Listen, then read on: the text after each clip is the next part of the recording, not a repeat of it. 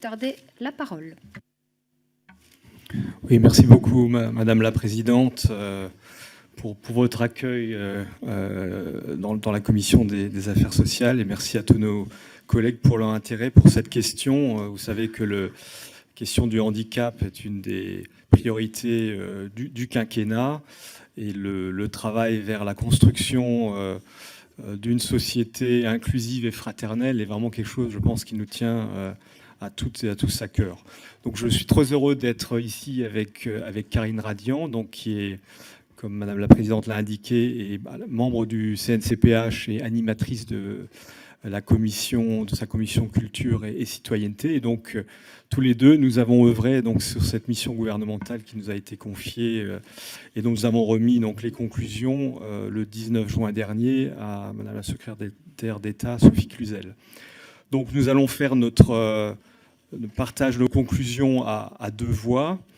Je profite pour préciser que, remercier aussi l'Assemblée nationale, ses services, d'avoir organisé les conditions d'accessibilité de cette audition, puisque Karine est sourde de naissance, et donc elle bénéficie d'un dispositif qui lui permet en fait d'avoir la retranscription en temps réel de nos conversations.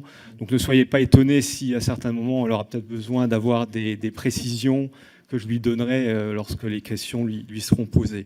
En tout cas, je pense que c'est un beau signe que notre Assemblée donne ici de permettre en fait cette participation des personnes handicapées à la vie de la société. Et ça suppose, on le verra, on en parlera, effectivement, des adaptations pour permettre effectivement qu'ils puissent jouer leur pleine place dans notre société.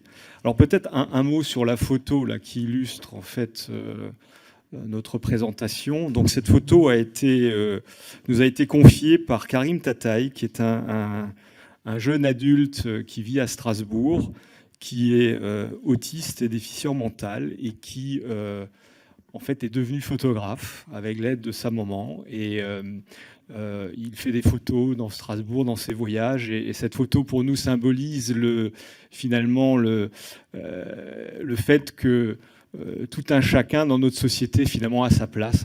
Cette photo s'intitule l'intrus. Alors c'est pas l'intrus si c'est la fleur jaune ou il y a un petit oiseau, mais en fait finalement tout le monde a sa place sur cette belle photo.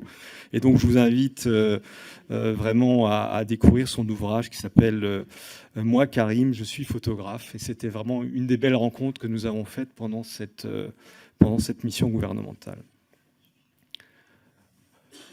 Peut-être pour rappeler le contexte de la mission. Donc cette mission, elle s'inscrit dans la Conférence nationale du handicap 2019-2020, qui s'articule autour de 3 axes principaux. Tout d'abord, il y a un certain nombre d'actions citoyennes qui ont été labellisées dans tous les territoires. Il y en a eu, je pense, 460 qui sont répertoriées sur le site du secrétariat d'État.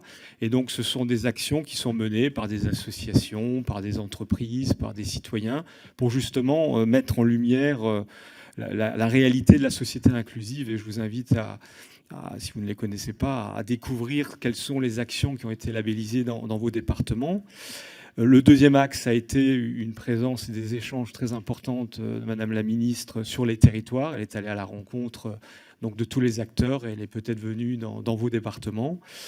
Et le troisième axe, c'est 5 chantiers nationaux dont vous avez ici la liste.